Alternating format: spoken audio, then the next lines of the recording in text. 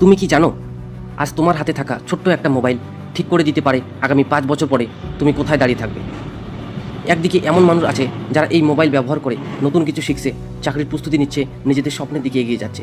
অন্যদিকে এমন মানুষ আছে যারা দিনের পর দিন শুধু রিলস দেখে অকারণে স্ক্রল করে আর বুঝতেই পারে না কখন তাদের মূল্যবান সময় হারিয়ে যাচ্ছে। সিদ্ধান্ত তোমার, ভবিষ্যৎ তোমার হাতে।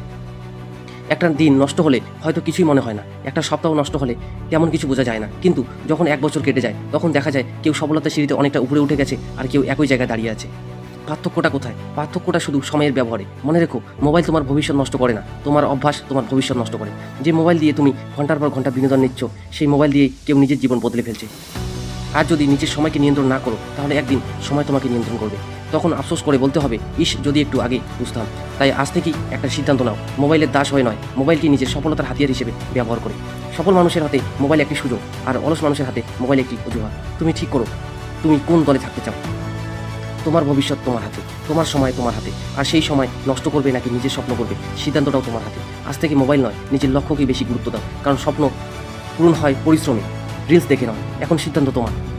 ভিডিওটি যদি তোমার ভালো লেগে থাকে এবং তুমি যদি বিশ্বাস করো যে সময়ের ঠিক ব্যবহার জীবন বদলে দিতে পারে, তাহলে ভিডিওটিতে অবশ্যই একটি লাইক করে দেবে। তোমার মতামত কমেন্ট করে জানাও, মোবাইল কি তোমার ভবিষ্যৎ করছে নাকি সময় নষ্ট করছে। আর এই ভিডিওটি তোমার বন্ধুদের সাথে শেয়ার করো, যাতে তারাও তাদের সময়ের মূল্য বুঝতে পারে। নতুন নতুন মোটিভেশন এবং শিক্ষামূলক ভিডিও পেতে এই পেজ বা ইউটিউব চ্যানেলটি ফলো এবং সাবস্ক্রাইব করতে ভুলবে না। মনে রেখো, আজকে সঠিক সিদ্ধান্তই আগামীকালের সফলতা তৈরি করে। ধন্যবাদ, দেখা হবে পরবর্তী ভিডিওতে।